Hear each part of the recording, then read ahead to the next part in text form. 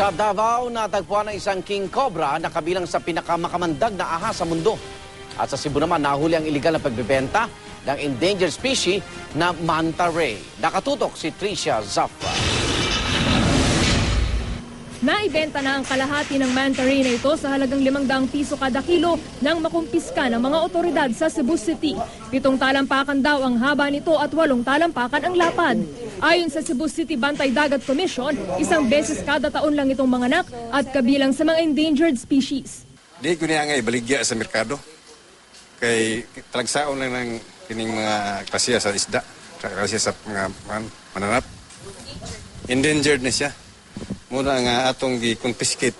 Batay sa Republic Act 9147, maaaring makulong ng hanggang 6 na taon o pagbultahin ng hanggang kalahating milyong piso ang huhuli ng endangered species. Pero ang tinderong kumatay sa manta ray, binigyan lang muna ng warning. Na-turn over din ang manta ray sa Bureau of Fisheries and Aquatic Resources para sa proper disposal. Sa Ormoc City, Leyte, isang patay na baby spinner dolphin ang natagpuan ng isang tanod sa baybayin nitong Sabado. 2 talampakan at 7 pulgada raw ang haba nito at may bigat na hindi bababa ng 3 kilo. Ayon din sa mga ekspertong sumuri nito, wala raw galos o bakas na nasaktan ang dolphin. Maaaring nakaranas daw ito ng depresyon matapos maligaw at mawalay sa mga magulang o kasamahan. Inilibing din ito sa baybayin ng Barangay Ipil kahapon. Pinakubrag yun! Isang king cobra naman ang natagpuan sa sagingang ito sa Davao City. Agad daw itong pinapala ng packaging tape ng mga nakahuling residente para hindi makatuklaw. May haba itong 7 talampakan at 9 na pulgada.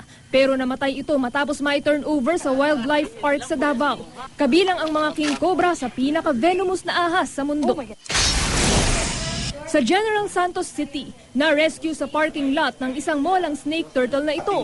Ayon sa City Environment and Natural Resources, posible raw na naanod ng baha ang pagong kaya napadpad ito sa mall.